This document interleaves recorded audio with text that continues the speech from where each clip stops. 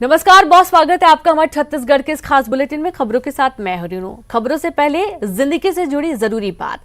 जैसा कि मैं हर बुलेटिन के पहले और बाद में कोरोना गाइडलाइन का पालन कर रही हूं, मास्क का उपयोग भी कर रही हूं और आपसे भी यही अपील है कि आप भी लगातार कोरोना की जितनी भी गाइडलाइंस उसका पालन करें, मास्क जरूर पहने, स्वस्थ रहें और सुरक्षित रहें।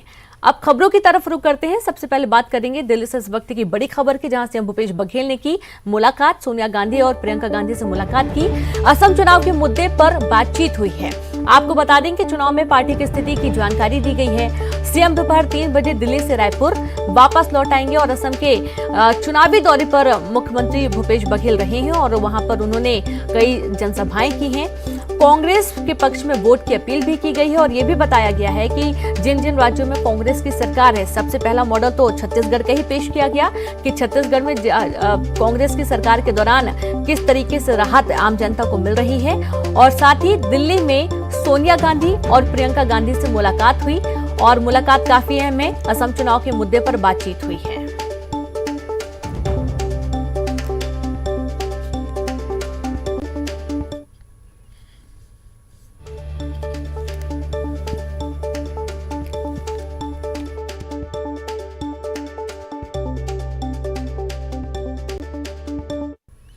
छत्तीसगढ़ के मुख्यमंत्री भूपेश बघेल ने सोनिया गांधी और प्रियंका गांधी से मुलाकात के बाद न्यूज 18 से बातचीत करते हुए कहा कि असम चुनाव के लिए गृह मंत्री अमित शाह जो दावा कर रहे हैं वो कांग्रेस के लिए है।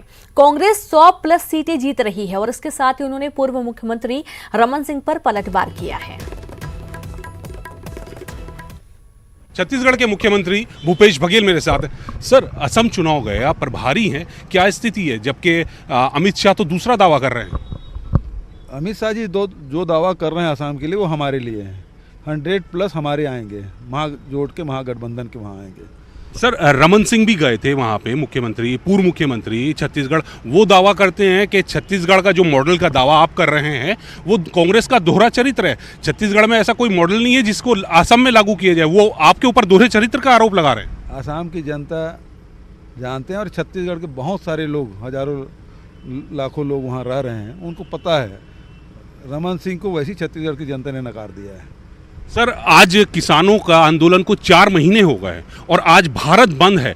सरकार उनकी नहीं सुन रही। पहले भी काफ़ी उन्होंने आंदोलन किए, 26 जनवरी को ट्रैक्टर रैली निकाली। लगता है कि आज भारत बंद का कुछ केंद्र सरकार पर असर पड़ेगा? सरकार को झुकना ही पड़ेगा।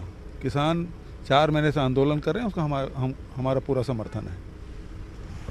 तो भूपेश बघेल साहब कह रहे हैं कि सरकार को झुकना पड़ेगा किसानों के सामने। साथ ही उन्होंने दावा किया कि असम में जो स्थिति है वो कांग्रेस के पक्ष में है और जो दावा अमित शाह कर रहे हैं वो भी कांग्रेस के पक्ष में कर रहे हैं। अशरफ काज़मी, न्यूज़ 18। और चले सीधे रुक करते हैं दिल्ली का। संवाददाता अशरफ काज़मी लाइव जुड़ गए हैं। अशरफ, दिल्ली में अहम बैठक हुई, सीएम भूपेश बघेल सोनिया गांधी से मुलाकात की है, क्या कुछ खास इस मुलाकात के दौरान? रेनू, देखिएगा, मुख्यमंत्री कल रात यहाँ पहुँचे थे और आज एक उनका निजी चैनल के में कार्यक्रम था, उसमें वो मौजूद रहे। उसके बाद फिर वो यहाँ 10 जनपद पे आए। प्रियंका गांधी, सोनिया गांधी से मुलाकात की। असम चुनाव को लेकर उन्होंने पूरे विस्तार से अब चर्चा की, रिपोर्ट दी कि कहाँ कहाँ कांग्रेस मजबूत है और क्या हमें और आगे के 2 चरणों में रणनीति अपनानी चाहिए। इस पर भी उन्होंने विस्तार से सोनिया गांधी और प्रियंका गांधी को रिपोर्ट सौंपी है। हालांकि इस बारे में बात करने से इनकार कर दिया गया कि क्या बात हुई। उन्होंने बात सिर्फ चुनाव के मद्देनजर की और जो आज भारत बंद है उस पर चर्चा की। सोनिया गांधी और प्रियंका गांधी से क्या चर्चा हुई, इस पर चुप्पी साधे रखी। जी रेनू। जी बिल्कुल। साथ ही अशरफ, ये जो लगातार दौरे सीएम भूपेश बघेल कर रहे हैं, असम की बात की जाए, यहाँ के कई जनसभाएं उन्होंने की हैं, कई सारे, क्या मॉडल पेश किया जा रहा है? क्या वो दावे, क्या वो आधार है जिसके दम पर ये कहा जा रहा है कि कांग्रेस के पक्ष में वोट करें और इससे बहुत राहत रहेगी आम जनता को? देखिए रेणु, जो असम चुनाव के लिए दावा किया जा रहा है वो वहाँ के जो चाय बागान के मजदूर हैं उनकी जो दैनिक भत्ते जो हैं उसको बढ़ाने की बात कर रहे हैं। जो उनका कम से कम न्यूनतम वेतन है, जो न्यूनतम भत्ता है, उसको बढ़ाने का दावा कर रहे हैं। साथ ही वो जो जैसे छत्तीसगढ़ में कि सरकार ने किसानों का कर्ज माफ किया, राजीव गांधी न्याय योजना के तहत उनको किस्त दी जा रही है, वो छत्तीसगढ़ का मॉडल वहां पे अपनाने की बात कर रही है। और जैसे रोजगार छत्तीसगढ़ सरकार ने दिए हैं, और कोरोना के दौरान में सब कुछ बंद था, लेकिन छत्तीसगढ़ के अंदर जो रफ्तार थी, औद्योगिक रफ्तार थी, या जो वहाँ का राज्य सरकार का जो ढांचा था, राज्य सरकार का राजस्व का, वो भी लगातार चलता रहा। लोगों का काम चलता रहा, आमदनी बढ़ती रही, उसमें कोई गिरावट नहीं। तो वो मॉडल वो असम में लागू करना चाहते हैं, इसी का उन्होंने वहाँ पे रखा। साथ ही जो असम की सरकार है सर्बानंद सोनोवाल की, उसकी खामियों को भी उन्होंने उजागर किया कि कैसे यहां पर सरकार काम कर रही है और ध्रुवीकरण कर रही है। जी बिल्कुल, बहुत शुक्रिया आपका अशरफ तमाम जानकारी के लिए। तो इस तरीके से लगातार छत्तीसगढ़ का मॉडल पेश किया जा रहा है। और अगली खबर का हम रुख करेंगे। रायपुर से खबर है, कोरोना के बढ़ते मामलों को लेकर बैठक, स्वास्थ्य विभाग के अधिकारियों की बैठक की गई। स्वास्थ्य मंत्री टीएस सिंहदेव ने बैठक ली है, जहां कोरोना के बढ़ते खतरे की समीक्षा की गई है। तो वैक्सीनेशन में आ रही गड़बड़ियों की भी समीक्षा की गई है। बड़ी खबर आपको दे रहे हैं, जहां पर कोरोना के बढ़ते मामलों के चलते मंथन किया गया। स्वास्थ्य मंत्री टीएस सिंहदेव ने बैठक ली और अस्पतालों में बेड, ऑक्सीजन की समीक्षा की गई है। किस तरीके की व्यवस्थाएं अस्पतालों में हैं, तमाम दिशा निर्देश अधिकारियों को दिए गए हैं। तो वैक्सीनेशन से जुड़ी जितनी भी गड़बड़ियां हैं उसकी भी समीक्षा की गई है। जहां पर कुछ शिकायतें भी मिल रही थी, उनको भी जल्द ही उन शिकायतों पर ध्यान देने के लिए निर्देश दिए गए हैं कि यदि जनता पहुंच रही वैक्सीनेशन के लिए तो उनको ज्यादा लंबी प्रक्रियाओं से ना गुजरना पड़े, उन्हें ज्यादा परेशान ना होना पड़े। और कई सारे मुद्दों को लेकर बातचीत हुई।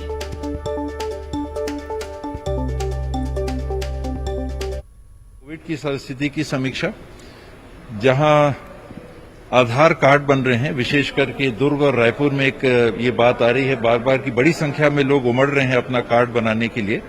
तो भीड़ भाड़ में कोविड के संक्रमण की स्थिति ना हो, तो उसको नियंत्रित करना, उसको विकेंद्रित करना, ताकि बहुत ज्यादा लोग एक साथ ना आए। कार्ड सबका बनना है, उसमें कोई समय सीमा की दिक्कत नहीं है। दूसरा, दुर्ग में पॉजिटिविटी कल 28% तक करीब चली गई। 900 से ज्यादा लोग वहां संक्रमित हैं, तो ये बहुत बड़ी चिंता की बात है।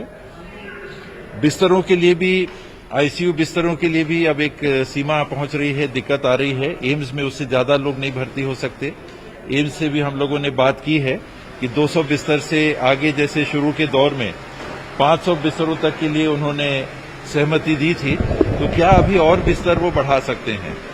इसमें यही बात सामने आ रही है कि अगर वो बिस्तर कोविड के बढ़ते हैं तो नॉन कोविड की जो इलाज हैं वो प्रभावित हो रहे हैं, लेकिन उसका वो विचार कर रहे हैं। यहाँ लालपुर और माना के अस्पतालों को रायपुर में चालू कर रहे हैं, और मेकाहारा के भी जो बिस्तर हैं 130-40 के आईसीयू, शेष बिस्तरों की व्यवस्था तो है। और Covid care centre, isolation centre भी जहां जरूरी होगा, हर जिले में 500 के गुणांक में और वहां की स्थिति के आधार पे जिस जिले में जितने की जरूरत है उस हिसाब से उतने बिस्तरों की व्यवस्था रहनी चाहिए। अस्पताल के बाहर अगर लोगों को घर के बाहर रोकने की और रखने की जरूरत है, और वहां पर ऑक्सीजन सिलेंडर्स की भी कम से कम 10% बिस्तरों के लिए ऑक्सीजन की भी व्यवस्था रहे, और जरूरत पड़ेगी तो ऑक्सीजन की व्यवस्था उन जगहों पे भी अलग से बनाई जा सके। 102 के टेंडर की भी प्रक्रिया कल पूरी हुई है। और चलिए सीधे रुख करते हैं रायपुर का। संवाददाता देवव्रत भगत लाइव जुड़ गए हैं। देवव्रत, समीक्षा बैठक की गई है तमाम स्वास्थ्य अधिकारियों के साथ, और कोरोना को लेकर क्या गाइडलाइन जारी की गई है, कोरोना को लेकर क्या समीक्षा बैठक में क्या वो मुद्दे रहे जिनको लेकर चर्चा हुई है?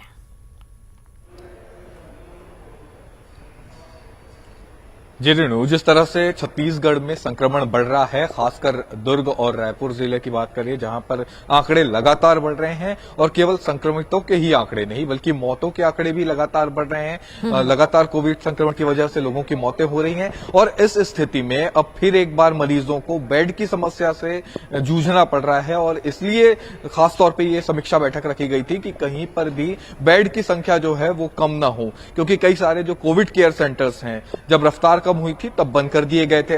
अब ऐसे में फिर एक बार जब कोविड संक्रमण बढ़ा है तब यहां पर बेड की समस्या आ रही है और स्वास्थ्य मंत्री ने यह साफ तौर पर कहा है कि एम्स से बात की जा रही है। उन्होंने 200 बेड की सहमति तो पहले से ही दे दी थी, अब उसको 500 बेड करने की बात यहां पर कही जा रही है कि 500 बेड जो है वो कोविड पेशेंट्स के लिए ही आरक्षित रखे जाएं। इसके अलावा जो अन्य सरकारी अस्पताल हैं वहां पर भी यही व्यवस्था करने की बात कही जा रही है। स्वास्थ्य मंत्री ने एक अहम बात यह भी कही है कि जितने भी विशेषज्ञों से उन्होंने बात की है कि आने वाले 100 दिन होंगे उसमें जो कोरोना की दूसरी लहर होगी वो अपने पूरे पीक पर रहेगी, यानी कि जो पहले से तैयारी करना बेहद जरूरी है।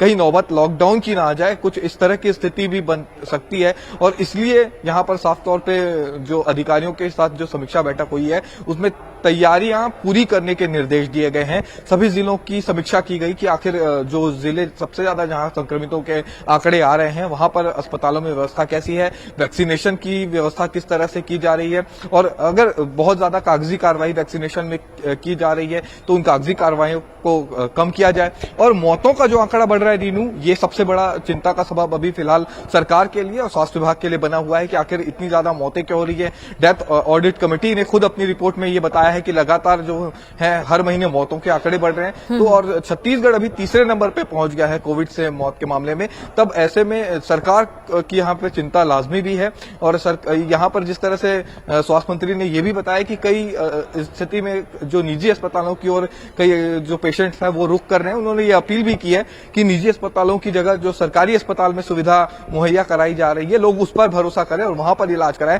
क्योंकि केस बिगड़ने के बाद प्राइवेट अस्पतालों में सीधे वो गवर्नमेंट हॉस्पिटल्स में रिफर कर रहे हैं और इस वजह से ही जो मौतें हैं वो सबसे ज्यादा हो रही है। ये एक बड़ी वजह सामने आई है देवव्रत कि निजी अस्पतालों में इलाज के दौरान यदि ज्यादा तबीयत खराब होती तब सरकारी अस्पतालों की तरफ रुख कर रहे हैं और ये इस पर भी ध्यान देने की सख्त जरूरत है। बहुत शुक्रिया।